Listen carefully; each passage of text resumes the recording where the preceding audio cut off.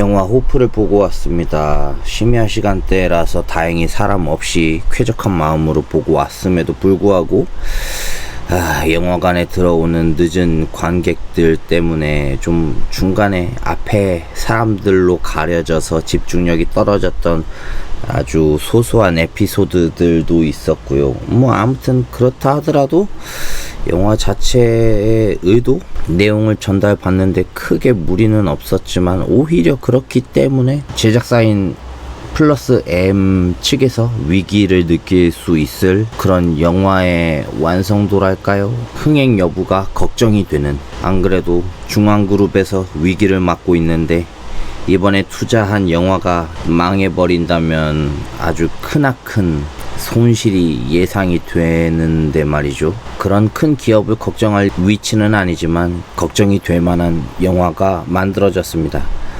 그런데 또 모르겠다라 생각이 드는 건 올해 초에 그래도 왕과 사는 남자가 어떻게 1000만이 될 수 있었을까 생각한다면 어쩌면 많은 사람들의 호기심으로, 왕사남 때도 그랬으니까 말이죠. 지금의 이 수많은 유튜버나 그 영화 평론가들의 해석 전쟁으로 운이 좋으면 흥행할 수도 있겠다라는 생각이 들었고요. 그런 측면에서 이제 영화에 대해서 이야기해 보자면, 솔직히 영화를 보기 전에 안 볼 생각으로 어떤 내용인지 알아나 두자 싶은 생각에 수많은 호프 영화에 대한 스포일러를 다 듣고 그에 대한 해석과 여러 사람들의 생각을 영화 보기 전까지 유튜브로 봐가면서 미리 접했는데, 그럼에도 불구하고 그게 맞아? 맞는 말인가? 의심이 계속 되었기 때문에 영화를 보러 갈 결심을 했었던 거죠. 직접 제 눈으로 보고 그걸 겪어보고 싶었으니까요. 어쩌면 그런 사람들 덕분에 개봉 초반에는 많은 사람들이 보러 가지 않을까 싶은 생각도 들고요. 그걸 떠나서 그 나름 완벽주의자에 가까운 감독님에 대한 소문을 들었는데도 불구하고 그렇게 완벽하지 않았다. 어쩌면 그 완벽주의자가 이렇게 완벽하지 않은 영화를 만들려고 했었던 건 완벽하지 않으려 하는 의도가 아니었을까? 나도 이렇게 인간적인 감독이라고 이런 느낌은 아니겠죠. 여러가지 영화에서의 오마주라고 할 수 있을지 모르겠지만 믹스? 퓨전? 그것도 아니면 짬뽕이 돼버린 것 같은 느낌도 들었고, CG는 뭐라고 해야 될까? 사실 이질감이 들죠. 제가 전문가는 아니지만 괴수의 CG 프레임하고 실제 촬영분의 프레임이 뭔가 따로 노는 느낌이 들어서 그럴 바엔, 물론 좋은 촬영 감독님 모셔다가 찍은 영상이기는 하지만 좀 촬영 영상을 빨리 돌려서 CG 영상하고 좀 어느 정도 싱크를 맞춰 놨다면 좀 볼만하지 않았을까? 에 대한 생각으로 좀 이어서 또 다른 생각도 이야기하자면,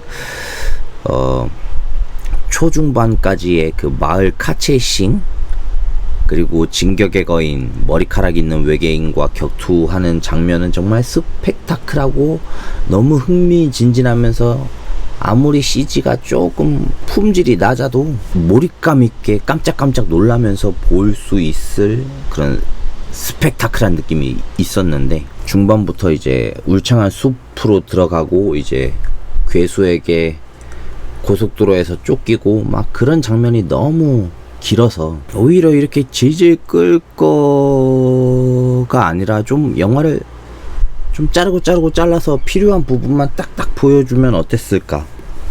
안 그래도 영화가 기니까 아무리 필름이라든가 그런 게 좀 아깝다 하더라도 과감하게 좀 잘랐다라면 좋았을 것 같다. 어쩌면 능력 있는 촬영 감독님과 능력 있는 배우들의 한 장면을 버리기 아까워서 그랬던 거는 아닐까? 좀 덜어냈으면 좋지 않았을까 하는 아쉬움도 있었고, 결말?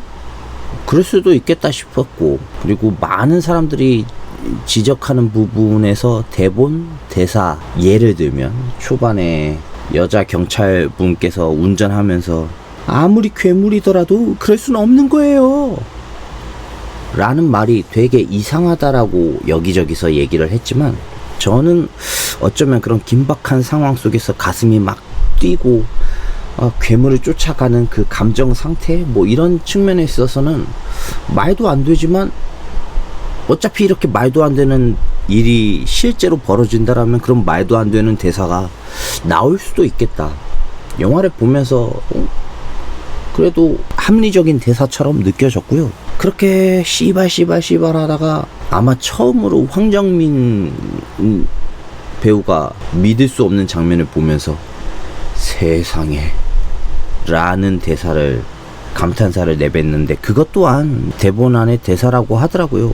요즘 사람들이 세상에 뭐 그러진 않잖아요. 어쩌면 뭐 고전 연극 같은 거 보면서 어머 세상에 어떻게 이럴 수가 있죠? 뭐 그러면서 세상에를 할 수는 있겠지만, 요즘 실제 지금 사람들이 세상에를 내뱉을 만한 세상은 아니긴 하지만 어쨌든 영화 환경도 가상이고 어쩌면 지금의 시대 배경보다 더 이전의 시대 배경인 것을 감안하면 서울 사투리만 안 썼다 뿐이지 그런 감탄사 정도는 나올 수 있겠다 싶은 생각이 들었기 때문에 그렇게 큰 이질감은 없었다라는 게 저의 생각입니다. 그래요. 어쩌면 그 초중반 액션 그리고 중후반부의 액션까지는 모르겠지만 아무튼 그 끝에 허탈함, 이제 우린 무얼 해야 할까? 계획이 없는 황정민과 비장하게 미래를 다지는 외계인들을 대비해 보여주면서 뭔가 이 가슴에서 울렁울렁 생기는 기대감이라 할 수도 없고 묘한 긴장감이라 할 수도 없고 아무튼 이상한 감정이 생기는데 그런 느낌만으로다가 이 영화가 전달하고자 하는 게 있는 것 같다. 언제까지 해석하고 그것에 낚일 것이냐 라고 감독님이 관객들에게 묻는 것 같다. 해석보단 이 상황을 봐라. 메시지는 없다. 뭐 저는 그렇게 느껴졌고요. 아마 어쨌든 이 영상이 많은 사람들한테 보여지진 않을 테니까 이 영상을 보고 영화를 보러 갈 분은 없겠죠. 그럼에도 보고 뭐 메시지가 무엇이 중요한디 싶으신 분들께서는 한 번쯤 보러 가셔도 좋을 것 같다 라는 생각과 함께 오늘도 10년 전 일기를 읽어볼 건데요. 과연 10년 전 오늘은 어떤 일이 있었을지 음악과 함께 하시죠. 2016년 7월 20일 체중 안 적었음. 먹은 음식 수육, 편의점 도시락, 식빵 3개, 편의점 주먹밥. 영화 부산행을 보았다 라고 적었습니다.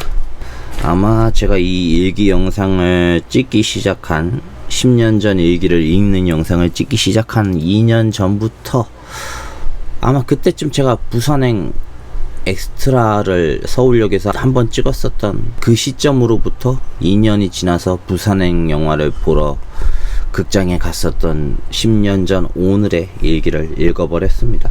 그렇게 영화가 찍어지고 뭐 그 전부터 준비 단계에서 이러저러하게 만들어졌다라고 하면 그렇게 영화 한 편 나오는데 수많은 시간과 많은 사람들이 엄청 고생했다 싶을 때 영화를 편집하는데도 걸러내야겠다 싶어도 그 수많은 고생한 장면들이 하나하나 깎여 나간다라 생각한다면 영화 편집하는데 덜어내는 그 장면이 얼마나 편집하는 감독 입장에서는 마음이 아플까. 하지만 그렇기 때문에